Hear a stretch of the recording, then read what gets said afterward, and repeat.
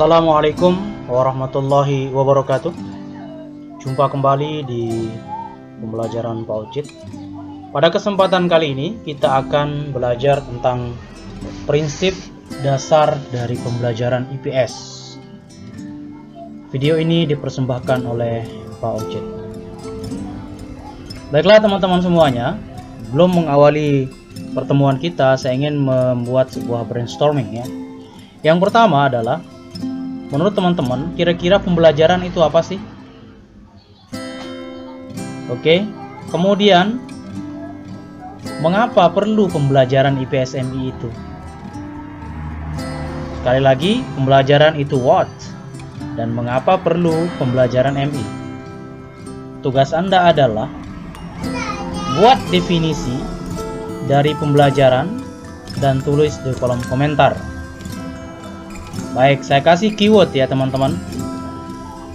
Yang pertama, keyword yang pertama ada kata proses di dalam definisi itu. Kemudian yang kedua ada peserta didik. Lalu yang ketiga ada didesain atau direncanakan. Keempat, sistematis.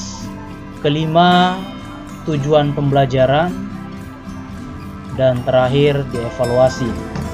Nah, dari beberapa kata ini teman-teman bisa merangkai definisi pembelajaran ya menurut perspektif teman-teman semua.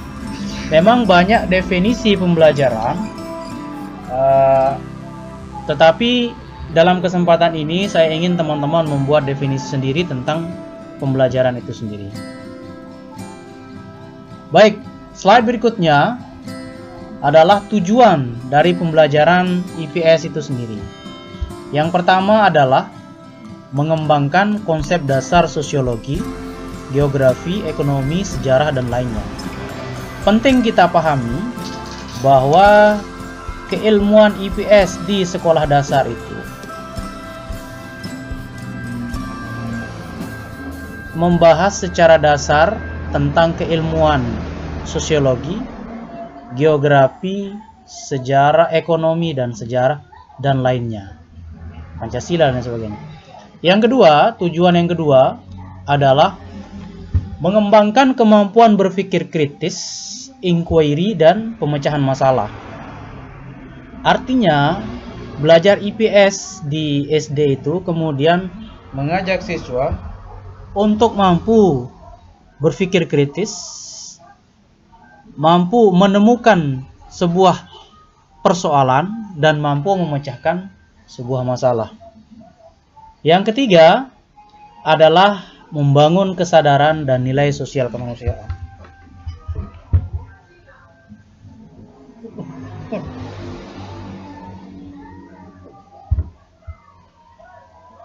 Yang keempat adalah meningkatkan keterampilan bekerja sama dan keterampilan majmuk baik nasional maupun internasional. Itu adalah tujuan dari pembelajaran IPS.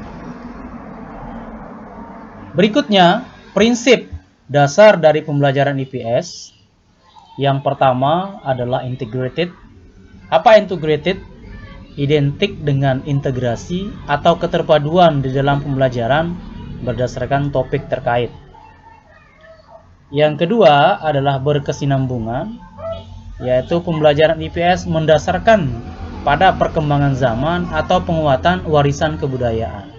Artinya, pembelajaran IPS ini mengacu kepada perkembangan dunia saat ini, perkembangan nasional maupun internasional, atau melakukan pelestarian terhadap warisan kebudayaan. Kemudian yang ketiga adalah prinsip dasar kooperatif. Artinya di dalam prinsip ini memberi kesempatan kepada anak untuk bekerja sama dengan siswa secara terstruktur. Lalu yang keempat adalah ketergantungan positif. Artinya adanya ketergantungan antara kelompok di dalam pembelajaran.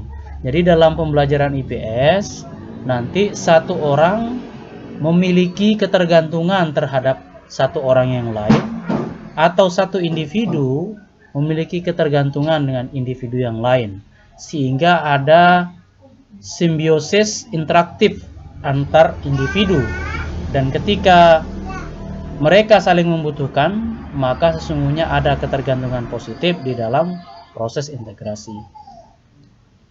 Lalu yang kelima adalah tanggung jawab perseorangan. Artinya dalam pembelajaran IPS, setiap anggota kelompok memberikan kontribusi terbaik buat kelompoknya. Yang keenam adalah interaksi tatap muka. Ini saya tidak perlu menjelaskan. Dan yang terakhir adalah pembelajaran IPS partisipatif dan komunikatif. Artinya pembelajaran IPS ini mengajak siswa untuk berpartisipasi dan mengkomunikasikan apa yang dipartisipasikan. Teman-teman semua, mungkin hanya ini yang bisa saya sampaikan pada pengantar sederhana pertemuan kedua ini. Mohon maaf. Wallahul muwaffiq ila aqwamit thoriq. Wassalamualaikum warahmatullahi wabarakatuh.